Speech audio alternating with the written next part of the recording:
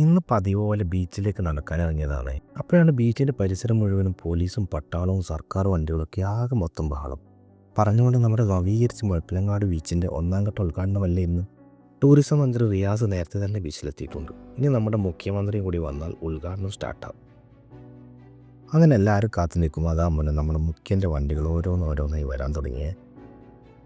അങ്ങനെ അദ്ദേഹം മാസമായി തന്നെ വണ്ടിയിൽ നിന്ന് ഇറങ്ങി സമയം ഒട്ടും താമസിക്കാതെ തന്നെ ഉദ്ഘാടനം നിർവഹിച്ചു. ഞാനും മന്ത്രിയുടെ കൂടെ പ്രൊമനേറ്റിലേക്ക് നടന്നു. മന്ത്രി ഉടനെ തന്നെ അവിടെ നിന്ന് തിരിച്ചു. ഞാൻ പക്ഷെ അവിടെയെല്ലാം ചുറ്റിക്കറങ്ങി ഇവിടുത്തെ സെറ്റപ്പുകളൊക്കെ കാണുമെന്ന് വിചാരിച്ചു. നമ്മുടെ ബീച്ചിലെ വികസനം കണ്ട് ഞാൻ തന്നെ ഞെട്ടിപ്പോയി.